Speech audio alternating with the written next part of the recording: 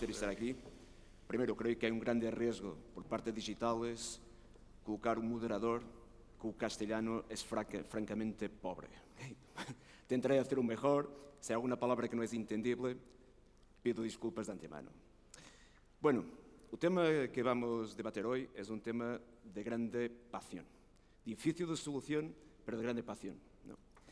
En que, bueno, vamos a hablar dos profissionais de IT, vamos a hablar das soft skills ou das competências digitais necessárias numa área que pode representar mais de 800 mil milhões de euros no PIB espanhol. Sempre que conseguimos reduzir o gap das competências digitais ou conseguimos cobrir as 200 mil vacantes anuales que não conseguimos encontrar o talento necessário.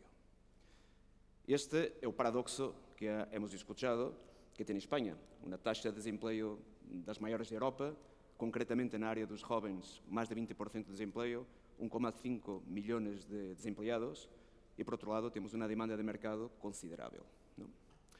Bueno, isto é que vamos tentar debater, vamos tentar encontrar pelo menos ideias e algum tipo de solução e vamos tentar fazer com que a mesa seja o mais dinâmico possível. Vamos tentar fazer em 3 blocos para ser mais fácil. Um bloco sobre a participação pública ou privada, um bloco sobre as brechas e um bloco sobre as vacantes.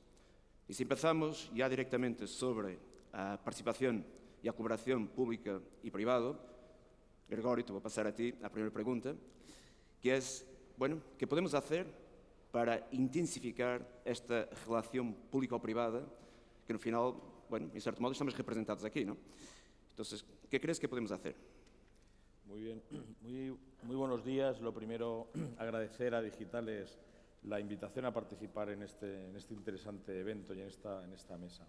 La colaboración público-privada, bueno, en este momento en el que, en este año 22, nos encontramos en un momento estructural, de cambios estructurales absolutamente disruptivos, legislativos también, ¿no? Estamos incorporando ya en la propia Ley de Empleo, que haya iniciado su tramitación parlamentaria, precisamente el desarrollo, entre otros temas importantes, de la colaboración público-privada, de la mejora de esa colaboración público-privada en el ámbito de las políticas de empleo y, por supuesto, como no puede ser de otra manera, dentro de las políticas de empleo, de las políticas de formación. A lo largo, en enero del 23 estará en vigor esta norma y podremos empezar a tener un marco regulatorio más flexible, más abierto, para que esa colaboración llegue a buen puerto. Entre tanto, tenemos ya buenísimos ejemplos, ¿no?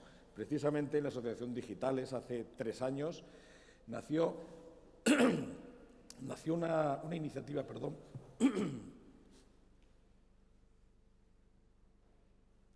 nació una iniciativa que nos sirve de buena referencia, que es el espacio Digitalízate, que está tanto en la web del Servicio Público de Empleo Estatal como en la web de Fundae, en el que en la actualidad más de 55 compañías públicas y privadas, sobre todo privadas, han ofrecido y están ofreciendo recursos formativos de distinto nivel, recursos formativos para la adquisición de competencias digitales de forma absolutamente gratuita, en convenios firmados con la propia Administración y a la que ya han accedido en poco más de 2 años más de 4 millones de personas. Es el espacio de colaboración público-privada para la impartición de formación en competencias digitales más importante que hay ahora mismo a nivel europeo. Ha sido declarado por la Red de Servicios Públicos de Empleo de Europa como práctica inspiradora. Y ese modelo que en la actualidad, como decimos, sigue sumando compañías e incluso, en algunos casos, convenios de segunda generación, porque inicialmente se ofrecían unos instrumentos de formación y en una segunda generación muchas de estos convenios, muchas empresas ofrecen aportar, pues, por ejemplo, becas, ¿no?, como está haciendo Google ahora mismo o Microsoft también, y en el que dan la posibilidad de adquirir esos certificados. Y muy importante, y en esto acabaría la primera intervención, en la colaboración público-privada, en todo lo que tiene que ver con la detección de necesidades formativas. Tenemos que tener claro que los informadores clave para determinar esas necesidades formativas en el que estamos implicados día a día para poder responder realmente a lo que el tejido empresarial nos está pidiendo, los informadores clave, parte de los informadores clave, desde luego, son las empresas en general y en concreto, indudablemente, las tecnológicas. Ahí también tenemos que estrechar esa colaboración, ¿no?, para dar esa respuesta inmediata que se está pidiendo. Muy bien. Natalia, a formación profesional dual, ¿crees que es una solución? Sin duda. Bueno, primero reiterar el agradecimiento, como ha hecho Gerardo, a Digitales por la organización y por la invitación. Y desde luego, es una de las soluciones. Lo comentaban ahora mismo en la primera charla que hemos tenido. Y en España el problema es que todavía, aunque ha habido un incremento en los últimos años, solo un 4% del total de matriculados en FP, según el Observatorio de Formación Profesional de la Caixa, lo hacen en esta modalidad. En comparación tenemos Alemania, donde es un 50%. Y uniendo esto al grave problema que tenemos de desempleo juvenil, puede ser una solución. Ya está en el aire, ¿verdad? Lo estaban apuntando. Entonces, desde luego, es una de las soluciones, y la buena noticia es que el sector STEM y el sector industrial es donde más parece que donde hay una mayor mejoría y donde más se está implementando esta modalidad formativa. Entonces, sin duda, tenemos que incentivarla y no debemos olvidar la necesaria colaboración en este sentido público-privada, porque la necesidad de hacer las prácticas nos da esas soft skills que son tan necesarias, y debemos contar tanto con las empresas grandes como con las pequeñas, que son una parte muy importante de nuestro tejido productivo. Entonces, respondiendo a tu pregunta, desde luego, y hay que ir a por ello. Muy bien, gracias. Francisco, Sí. tu opinión. Bueno, primero de todo, también gracias por la invitación a los organizadores. Yo estoy convencido de que la formación profesional, y especialmente la dual, es una parte de la solución, no me cabe ninguna duda. Y tan convencidos estamos que en la Fundación Bertelsmann hemos formado, junto con otras, una organización, una alianza, en la que tenemos ya 1.500 organizaciones, incluso más que eso, en las que nos comprometemos a trabajar por la formación profesional dual. ¿Sí? La dual, por el hecho de que comparte una empresa con un centro la formación de unos jóvenes, automáticamente actúa de filtro para formar en aquello que la sociedad de verdad necesita. ¿Sí? Porque no hay ninguna empresa que se le ocurra invertir dinero, le cuesta a la empresa su dinero, sus recursos, tiempo de sus ejecutivos, etcétera, en formar a alguien en algo que no les va a ser útil. ¿Sí? Por lo tanto, aquí ya tenemos un primer filtro que es muy importante.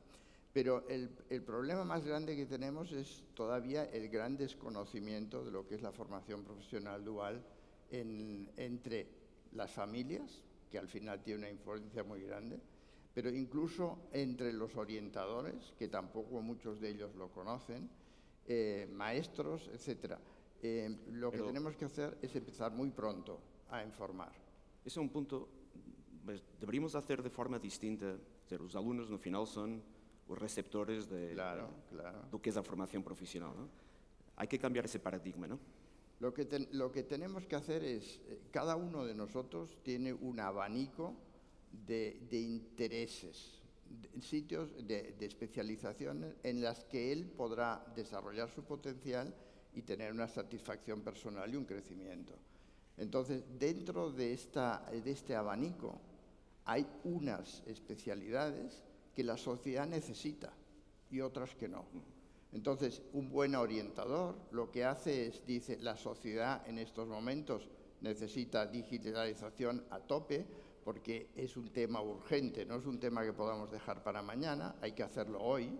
Entonces, lo que hay que hacer es decirles, pues, si vosotros esto os interesa, os gusta, etcétera, iros por este camino y no por otro. O sea, de alguna forma no podemos dejar que oferta y demanda las case la casualidad. Tenemos que incidir en ello, como hacen muchos de los países de nuestro entorno que sí tienen éxito en este campo. Muy bien. Ángeles, para reducir este gap que tenemos entre a demanda y entre a necesidade do mercado, en términos de formación, ¿qué debemos hacer? ¿Debemos hacer algo distinto de lo que estamos haciendo hoy? ¿Debemos arriesgar más? ¿En la perspectiva de Fujitsu? Bueno, buenos días.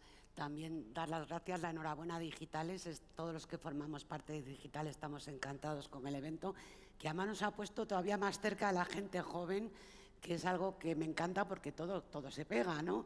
Entonces, bueno, muchísimas gracias. Vamos a ver, el tema del que estamos hablando hoy, que es realmente esa falta de profesionales, de recursos para realmente atender la demanda creciente que tenemos en el mercado de tecnologías, que empezó ya con la madurez de las tecnologías digitales, se aceleró con la pandemia y nuevamente ha vuelto a acelerarse también con la guerra de Ucrania. Por tanto, cada vez más esta asimetría entre la oferta y la demanda que tenemos está aumentando, ¿no? Entonces, bueno, yo creo que, como comentaba Gerardo, el paso que se ha hecho con el tema de la nueva ley de formación profesional creo que es importantísimo en cuanto a la acreditación, el aprendizaje continuo, la internacionalización, la FP Dual. Fujitsu se adhirió a la FP Dual pues hace un año, acabamos de tener nuestra primera promoción, prácticamente todo se ha quedado en Fujitsu y empezamos en septiembre con una nueva promoción en FP Dual. Por tanto, yo creo que todo eso realmente son avances importantes.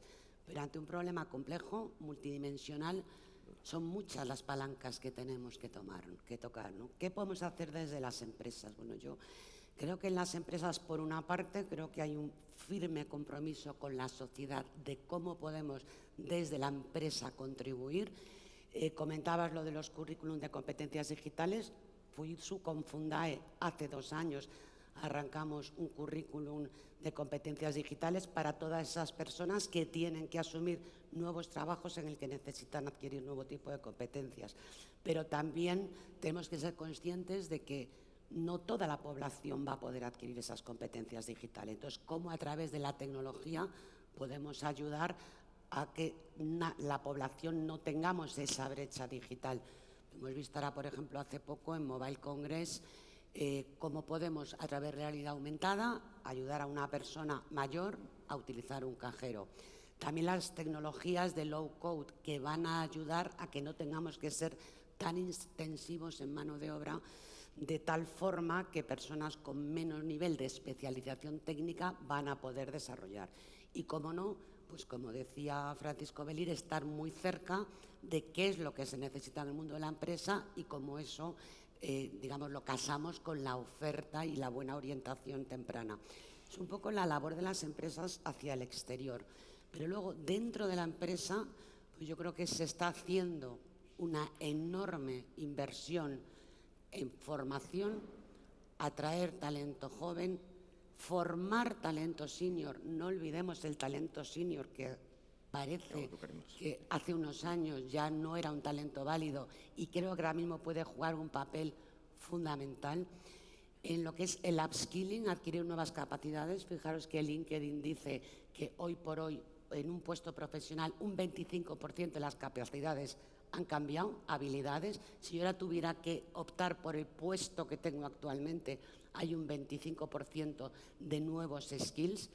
Y luego todo lo que es el reskilling, el preparar a trabajadores que están haciendo un trabajo para que sean capaces de entrar en otro, ¿no? Sabéis que hay una estimación de que 1.000 millones de personas en el mundo van a tenerse que recapacitar. Por eso el Foro Económico Mundial ha sacado el Reskilling Revolution. Entonces, yo creo que las empresas estamos haciendo un enorme esfuerzo e inversión en todo eso para tomar el talento que hay en todas las fuentes, jóvenes, seniors, upskilling, reskilling. Y quiero hacer un último comentario, no me quiero alargar más ni quitar el tiempo, pero eso es todo formación, capacitación, habilidades. Pero hay otra área importantísima que estamos trabajando desde las empresas y que tenemos que trabajar desde la sociedad, y luego, si dejas, me extenderé un poquito, pero os voy a dar un dato que a mí me parece escalofriante. O sea, 2/3 de las empresas a nivel mundial, según Gartner, no están teniendo éxito en sus procesos de digitalización. Y esto no es por la tecnología y no es por, a lo mejor, no dedicar suficiente inversión a formación, es por el cambio de comportamientos digitales, las actitudes digitales, las nuevas formas organizativas, la centralidad de la persona, la flexibilidad laboral. Todo esto tiene muchísimo que ver con la capacidad de atraer nuevo talento y de retener. Luego podemos hablar un poquito más. Perdón por extenderme. Gracias. Sergi. Bueno, hablabas de la formación profesional, ¿no? Yo ahí voy a intentar ser muy sintético, ¿no? Lo primero, nosotros llevamos muchos años apostando por la formación profesional, ¿no? Te voy a dar simplemente algunos datos, ¿no? Primero, el 40% de nuestra plantilla viene de ciclos formativos. El segundo, en breve incorporaremos 900 personas en prácticas de ciclos formativos, ¿no? Y el tercero, así como anécdota, por casualidad, vengo ayer de Santiago de Compostela de firmar con la Consellería la puesta en marcha de un curso de especialización en inteligencia artificial y Big Data en formación profesional dual, aprovechando el marco de la nueva ley, ¿no? Con lo cual, y además esa experiencia nos ha llevado a tener muy claro dos cosas, ¿no? Así simplificando, que es la primera, claramente las personas que vienen de la formación profesional son productivas y contribuyen con su conocimiento tecnológico desde el primer día. Lo segundo, es cierto que tenemos que integrarlos y desarrollarlos en términos de competencias y skills más transversales para poder desarrollarse en su carrera profesional a largo plazo, ¿no? Dicho eso, la nueva ley, por tanto, la valoramos muy bien. La valoramos muy bien porque conecta más con la necesidad de las empresas, ¿no? Y además, la nueva ley busca ser personalizada a nivel de cada persona y de los itinerarios, además de entrar en lo que es el ámbito de la acreditación de competencias, ¿no? Ahora, hay una serie de aspectos que tenemos, bueno, incertidumbre, ¿no? La primera, antes hablábamos, ¿no? Tiene que haber recursos para poderla desarrollar de verdad, ¿no? Los fondos europeos nos pueden ayudar, ¿no? La segunda, el mundo de la tecnología cambia muy rápido.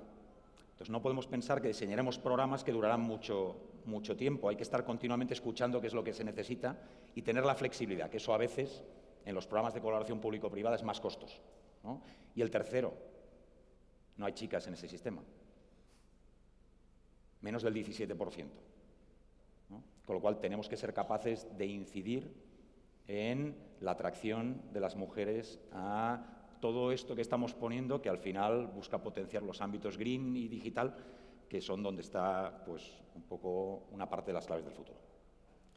Bueno, te cojo guante, e também cojo o guante daqui, sobre o tema de dato e estatística, pois, segundo os datos, más de entre 10 compañías, 8 en 10 no consiguen encontrar o talento necesario.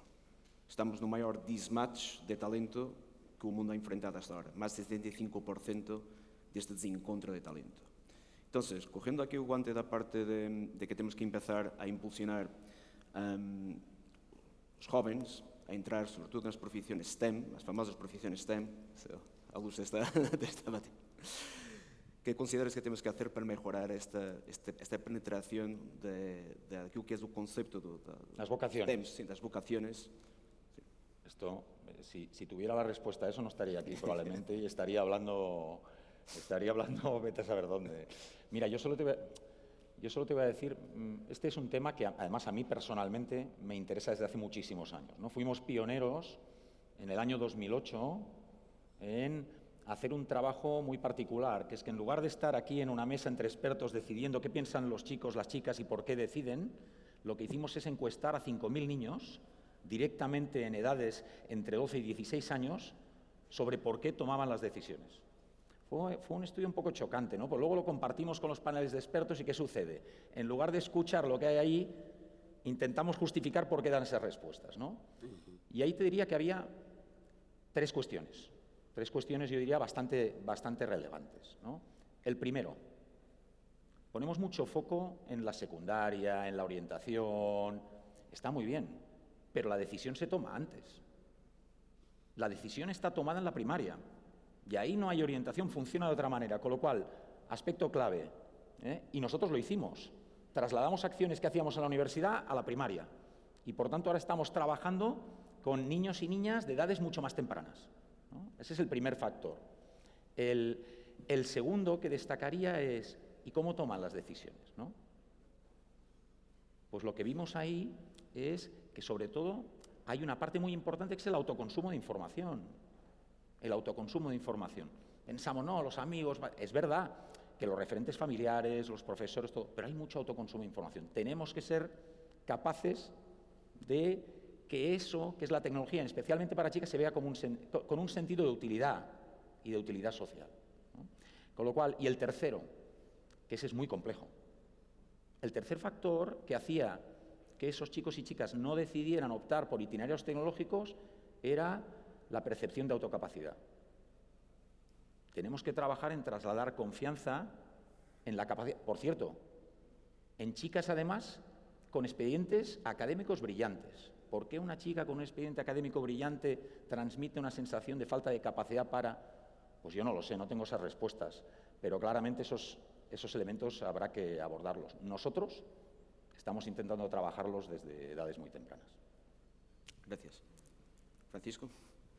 Bueno, yo coincido con él exactamente que en principio los intereses o los rechazos empiezan muy pronto y por lo tanto sí creo que tenemos que ir a primaria. Y después, para complementar un poco, que estoy de acuerdo con lo que has dicho, creo que es fundamental los profesores que van a tener, los tutores, lo que los padres les dicen, etcétera, etcétera. Esta inquietud por la tecnología, por la técnica, esto hay que poner la semilla muy pronto, ¿sí? Y la mejor forma de hacerlo, lo que he visto en otros países de nuestro entorno que trabajan este tema con éxito, es que hay que hacerlo en base a casos concretos y prácticos. Y si yo pienso, yo soy ingeniero industrial y por lo tanto la tecnología me ha interesado siempre. Pero a mí la semilla de la tecnología me la puso mi abuelo, ¿sí? De pequeñito también. Y cuando miro hacia atrás, los mejores profesores que he tenido han sido aquellos que me han enseñado que lo que me explicaban tenía una utilidad práctica. Y me acuerdo de muchos casos concretos. Decía, vamos a ver, esta mañana, decía el profesor, cuando he salido de casa, he observado esto y esto. ¿Por qué creéis que es? Y decía, piénsalo en física, ¿sí? Decía él mismo. Y te explicaba el caso concreto y llegabas a una conclusión. Todo esto, cuando hay inquietud en el muchacho o en la muchacha, automáticamente lo hace desarrollar, ¿sí? Y es un factor para mí decisivo. Y el otro es que las empresas tenemos una enorme responsabilidad que a veces no nos lo tomamos suficientemente en serio. Y es que nosotros, como empresarios, aparte de crear riqueza, crear puestos de trabajo, etcétera, que es lo normal, si salimos a la calle y preguntamos a la gente qué hace un empresario, te dirán estas cosas, pagar impuestos, etcétera, etcétera. Pero no te dirán, es que tienen que ser orientadores y formadores. Y este gorro yo creo que los empresarios nos lo hemos de poner. Y en este sentido también tenemos ejemplos internacionales muy buenos, donde empresas se involucran muy pronto con los jóvenes, los invitan a visitarlos, invitan a los profesores de estos jóvenes a que hagan prácticas en la propia empresa y acercan la empresa a la escuela, que esto es algo fundamental y que en España no hemos hecho suficientemente bien. Y claro, luego nos extrañamos de los resultados, pero es que el trabajo hay que hacerlo pronto. Y nosotros en Bertelsmann hemos hecho precisamente un trabajo en esto, que es y lo hemos publicado, empresas que inspiran, y si alguno de vosotros tiene interés nos lo pedís, que con mucho gusto os lo haremos llegar, donde pedimos a las empresas que se involucren en esto y les ponemos una serie de ejemplos españoles y alguno internacional de empresas que han trabajado este tema con éxito. Y esto redunda en exactamente lo que queremos, ¿sí? Por lo tanto, plantemos la semilla ya hoy, porque esto que tenemos sobre la mesa ahora es urgente. Es urgente y y solo para terminar, y no tenemos excusa, porque en España hemos perdido varios trenes, sobre todo en temas tecnológicos, etcétera. Y decíamos, hombre, es que es muy difícil ahora sumarnos, porque ya hay países que están mucho más avanzados. Cuando entramos en un tema como este, aquí partimos todos de cero. Y nosotros tenemos gente buenísima, con un enorme potencial en el país. Y al partir de cero ya no hay excusas. Si nosotros nos ponemos las pilas, vamos a estar en cabeza. Pero me temo que no va a ser el caso, porque ya veo un cierto retraso, y lo que os pido a todos ahora es que empecemos a trabajarnos y tomar este tema en serio, porque va a ser fundamental para el futuro de todos, especialmente para los jóvenes que están hoy aquí. Sin duda. Gerardo, tocando no mesmo tema, na brecha, na redução daquilo que seria a brecha, não só em termos de skills, mas também em termos de idade, salário, como lo ves? Efectivamente, en torno a las competencias digitales y a la formación, hay al menos 3 brechas que podemos identificar especialmente graves. Indudablemente la brecha de género, donde bueno, primero, porque por democracia y por igualdad y por libertad hay que incorporar indudablemente a las mujeres en términos de igualdad para que lleguen a ese 51% que son, donde es fundamental efectivamente en la enseñanza primaria incorporar asignaturas como el de la programación, por ejemplo, al tiempo en el que empiezan a enseñar inglés, y es muy importante, además de la importancia de esos docentes, ¿no?, que nos recuerdan siempre un poco el camino hacia donde debemos andar. Hay brecha territorial, no es lo mismo la ciudad de Madrid, de Barcelona o de Málaga, Bilbao, que otros pueblos recónditos, ¿no? Y no nos podemos permitir indudablemente, en este momento donde además estamos apostando también por paliar el despoblamiento que en muchos ámbitos están, que haya también brecha territorial. Y una tercera brecha que es cada vez más palmaria, ¿no?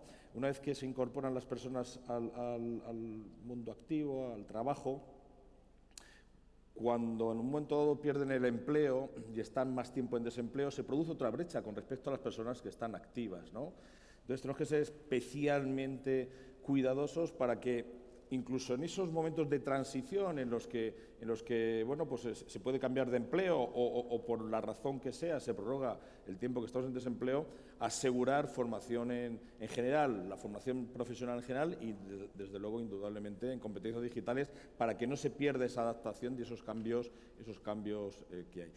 Respecto a la brecha salarial, que un poco sería la cuarta, ¿no?, que has comentado, es verdad que bueno, hace unos años, antes del COVID, incluso los perfiles profesionales en las empresas tecnológicas españolas no eran competitivos, bueno, pues, ¿qué ocurría? Que había empresas internacionales que llegaban y captaban talento, ¿no?, porque aquí tenemos buenas universidades, ¿no? Es verdad que el COVID ha traído muchos cambios, pero también el marco del empresarial español se ha dado cuenta que, entre otras cosas, tiene que elevar salarios, ¿no?, y tiene que igualarlos para poder competir, ¿no? Porque entre que terminamos de formar a todas las personas que necesitamos tener formadas e indudablemente en eso estamos, pues necesitamos ser también competitivos ahí. Hay proyectos de la mano del Next Generation, de los fondos de Next Generation, que es una oportunidad única que ha tenido este país, ¿no? En toda la historia contemporánea de España no hemos tenido esta oportunidad de que nos vengan estos fondos ni la vamos a volver a tener. Y la estamos aprovechando bien, ¿no? En este momento ya, por ejemplo, desde el Servicio Público de Empleo Estatal se está impulsando un proyecto muy interesante, muy potente, ¿no?, en el que el compromiso es formar a 180.000 mujeres en el medio rural. Ha empezado el último mes, hemos empezado este proyecto, es un proyecto que tiene que llegar hasta finales de diciembre del 23 y bueno, pues es una forma de efectivamente romper esa brecha al tiempo territorial y de género, y con el convencimiento de que conforme vayan adquiriendo competencias digitales básicas, van a empezar a demandar otras también, ¿no? O sea, la mujer del medio rural que hasta ahora no sabía, estas competencias no las tenía, en cuanto las tenga, al día siguiente va a empezar a reivindicar que las empresas que tienen que llevar el cable óptico al pueblo la lleven, porque va a necesitar el 5G y más. Es muy importante trabajar en esto también. Natalia, ¿tu opinión? Bueno, yo quería concentrarme y coger algo que ha dicho Sergi que me parece muy importante y quiero volver al tema de la brecha de género en profesiones STEM, porque es clave y estamos perdiendo tanto crecimiento económico de este país, porque tenemos un gran potencial y lo estamos, digámoslo así, perdiendo. Y como bien decía Sergi, empieza muy temprano. En ESADECPOL, el año pasado, justo hace un año, publicamos una investigación de José Montalbán donde analizaba precisamente esta brecha de género en STEM a partir de una perspectiva desde el colegio, desde la formación inicial. Entonces veía que efectivamente las alumnas, aparte de tener un peor rendimiento en matemáticas, las mejores alumnas, que eran brillantes en matemáticas, no conocían que tenían esas habilidades. O sea que tenemos que hacer una labor muy importante de reforzar y de crear roles en profesores en matemáticas que incidan vamos, reforzar la confianza, digámoslo así. ¿Tenéis algún método comparativo con otro país, con otros países? Este estudio se concentraba con datos de exámenes de la Comunidad de Madrid, entonces no te puedo decir, pero lo que sí sabemos es que otros estudios sí que han evaluado el potencial de tener roles, por ejemplo, o tutoras en este caso, sobre la decisión luego de formar parte en profesiones STEM, y es un efecto muy positivo y es muy necesario. Lo que también quiero incidir es que no podemos dejar también de ver otra brecha, que quiero sumarla a las que comentaba Gerardo, y es el de las personas vulnerables. No solo los demandantes de empleo, sino también las personas que tienen bajo nivel educativo o bajo nivel de renta.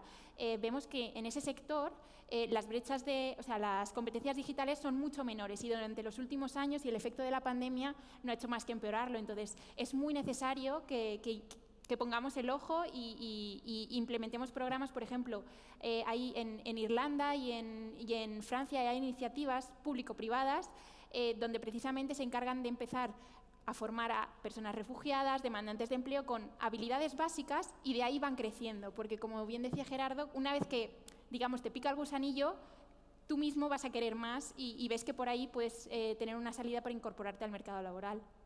No, es verdad que después de la pandemia, lo que hemos visto fue que los profesionales de IT tuvieron una explosión, una escalada exponencial, y agentes sin las capacidades digitales se quedaron para atrás, ¿no? Y eso hay una responsabilidad social, como país y como compañías tenemos que tenerla, ¿no? Ángeles, ¿qué opinas? Bueno, pues yo creo que lo que estábamos hablando, ¿no? Tenemos que captar y desarrollar talento allí donde esté y luego ser capaz de atraer el de fuera, ¿no? Entonces, estamos hablando de la educación temprana, el tema de mujeres, el tema de vulnerables que has hablado tú. Yo creo que hay una enorme oportunidad para la discapacidad. Total. O sea, no solo para talento muy joven, la discapacidad, que tenemos un colectivo importantísimo en España, ha tenido tradicionalmente enormes dificultades de encontrar empleo. Yo creo que ahora la necesidad que tenemos de incorporar talento, porque no olvidemos que tienen capacidades muy superiores a nosotros de muchas cosas. Todos los nuevos sistemas de trabajo flexible, el poder trabajar con personas que están geográficamente más lejos, da una oportunidad de incorporar un colectivo que hasta ahora lo ha tenido muy difícil. Nosotros, desde luego, en Fujitsu tenemos una iniciativa muy decidida en este sentido. En cuanto al tema de la mujer, yo estoy totalmente de acuerdo con Sergio. O sea, para mí la educación temprana, mujer y hombre, hacia dónde vas a dirigir tus pasos, es absolutamente fundamental, pero nuevamente estamos en un tema complejo, con muchas dimensiones. Es la educación temprana, es lo que ves en tu casa, son los referentes. Yo no sé qué pasaría si tuviéramos un OT o un Masterchef que se dedicara a la ciencia y a la tecnología. Probablemente tendría un gran impacto, ¿no? Y yo creo que en el caso de la mujer tiene una oportunidad grande con la digitalización, pero también tiene un reto, ¿no? La oportunidad es, evidentemente, acceder, como decía Francisco Belli, partimos todos de cero. Tiene oportunidad de acceder a sectores donde tradicionalmente la presencia de la mujer era mucho menor, sectores industriales, logísticos, y luego, por otra parte, la digitalización va a impactar muy fuertemente en sectores donde la mujer tiene una presencia mayoritaria, como es claramente el tema de la sanidad, ¿no? Entonces, realmente puede ser una oportunidad, pero también se presenta una amenaza porque requiere un upskilling importante. Creo que en este momento tenemos que hacer un énfasis muy especial. ¿Qué hacemos desde las empresas? Pues acompañar a las mujeres en la vida profesional, porque ya no solo incorporarlas, es que empiecen esa vida laboral sino que después sean capaces de desarrollar todo el ciclo profesional. Porque hemos visto muchas veces cómo mejora el porcentaje de mujeres que entran en las empresas, pero sin embargo no promocionan o van saliendo de la vida laboral, ¿no? Y esto es un poco pues, lo que creo que en todas las empresas estamos trabajando. En Fujitsu pues, acabamos de conceder 40 becas a niñas para empezar a formarse en ciberseguridad.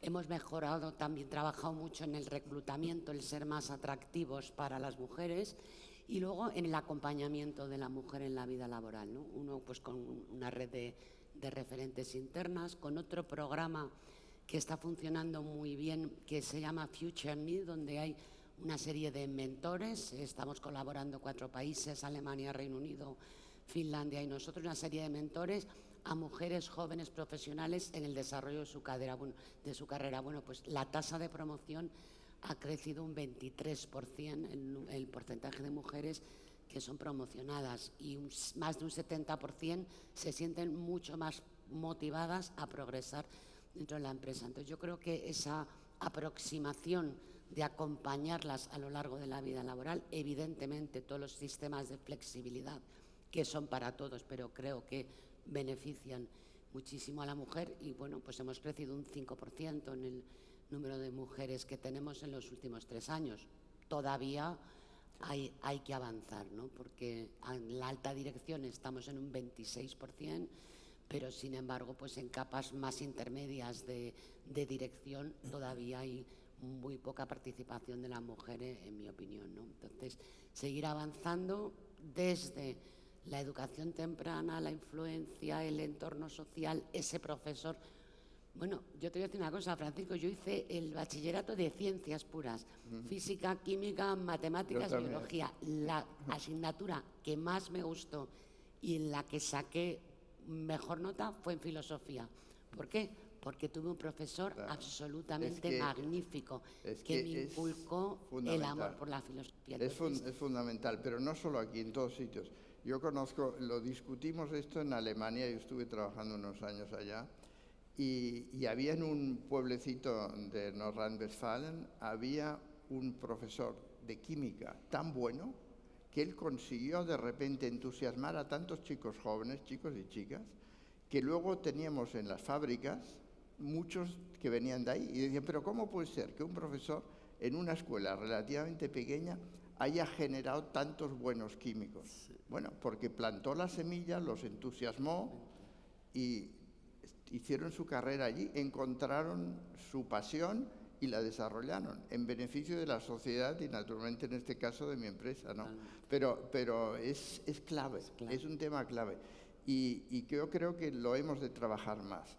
En la Fundación Princesa de Girona estamos trabajando, que antes Antonio Garamendi ha mencionado, estamos trabajando con los profesores. Cogemos profesores que están terminando la carrera, los mejores de cada clase, les damos la oportunidad de enseñarles las mejores técnicas que hay a nivel internacional y luego les facilitamos que vayan a una escuela rural a dar clases. Y ahí les estamos imbuyendo, plantando estas semillas. Y ellos van a cambiar muchas cosas. Porque más cuando llegan a un pueblo pequeño, de repente un chico o una chica con un conocimiento muy superior, con unas ganas enormes de hacer cosas, involucran a todo el pueblo y son un agente de cambio para el pueblo. Hemos de pasar por ahí si queremos tener éxito también. Muy bien.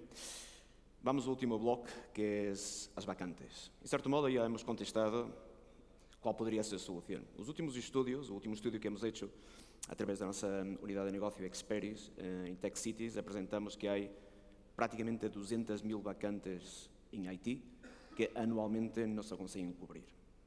Isto depois da pandemia ha tido um efeito de escalada brutal.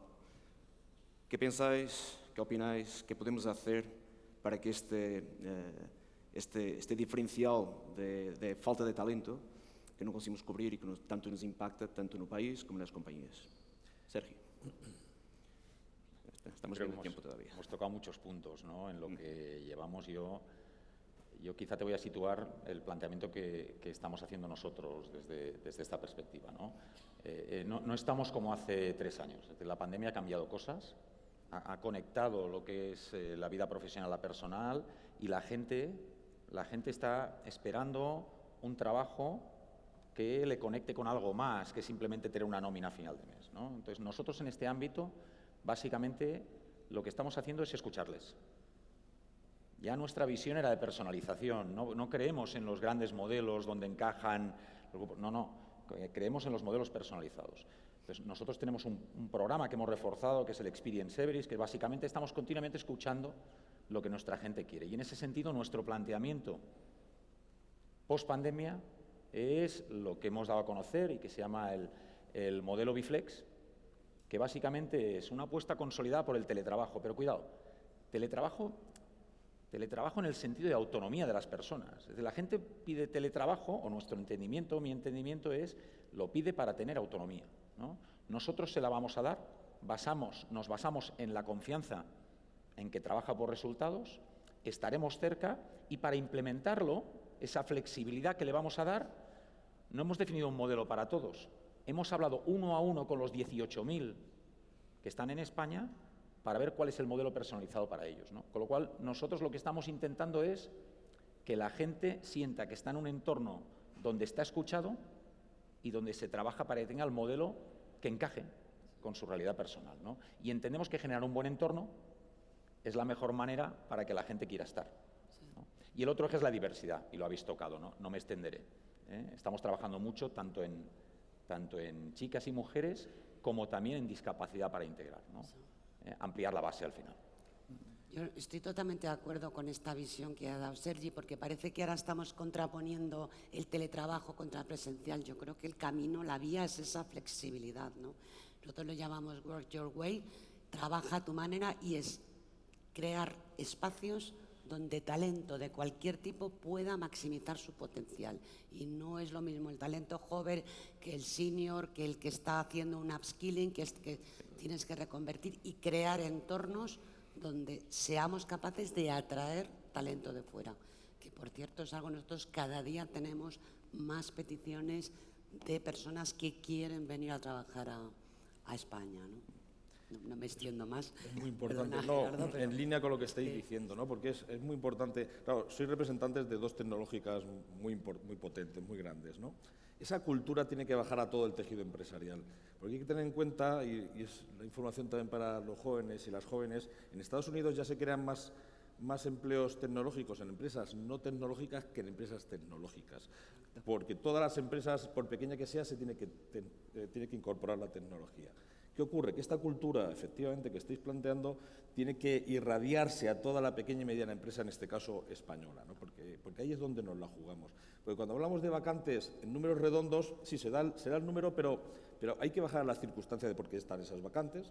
Tenemos el fenómeno de la gran dimisión famosa en Estados Unidos, que aquí no se está replicando, pero en algunos momentos ocurre algo análogo, al menos, ¿no? En el que es verdad que estamos incorporando, aprovechando, por cierto, también los fondos de Next Generation, pues herramientas muy potentes para casar oferta y demanda, pero tenemos que llegar mucho más lejos que eso, ¿no? Tenemos que construir algoritmos inclusivos. Los algoritmos, como decimos en La Mancha, como bien sabéis, tienen liebre, ¿eh? No es lo mismo que ese algoritmo lo construya alguien que venga desde las humanidades, ¿no? De la filosofía. Este fin de semana había un editorial muy potente en un periódico, ¿no? Decía, las humanidades lo petan, ¿no? Porque el alumno que había recibido la mejor nota en la BAU había dicho que iba a estudiar filología clásica y había empezado lo puso en las redes y empezó a recibir incluso críticas, ¿no? Y dijeron, no, ojo, que las grandes ideas en el mundo en el que vivimos se han construido a base de esas ideas humanistas, ¿no? Y eso hay que trasladarlo a las herramientas informáticas, a la inteligencia artificial con la que estamos trabajando. Y en eso también hay que hacer especialmente hincapié. Y cuando hablamos de vacantes en general, lo digo porque hay que ser muy riguroso efectivamente en la información para que llegue en buen estado, porque estamos en un momento de la historia de la humanidad donde es más fácil acceder a información, pero no siempre a la mejor información. No podemos perder de vista, que aquí se ha comentado también, el acompañamiento personalizado. estamos generando demasiadas bolsas de personas que se están quedando en el camino, ¿no? Porque, bueno, pues a personas que en un momento dado se descuelgan del mercado de trabajo, personas que por determinadas circunstancias no han podido acceder a la formación, bueno, que no se nos olvide eso también, ¿no?, cuando hablamos de todo esto. Y es fundamental incorporar ese componente humano, ese componente del acompañamiento personalizado, ese asesor técnico en todos los ámbitos, para que también nos ayude a establecer, cuando hay dudas, ese itinerario formativo, profesional y vital. Es muy importante. Muy bien. Cogiendo que estabas comentando sobre la parte de España ser un polo de atracción y cada vez más, ¿qué crees que tenemos que hacer mejor ahí? Para que continuar, porque al final no es solamente tu talento interno, es el talento que viene. Sí. Bueno, yo creo que este reto del talento, que sin duda pues es un gran reto, tenemos también que verlo como una oportunidad, ¿no? O sea, realmente la digitalización está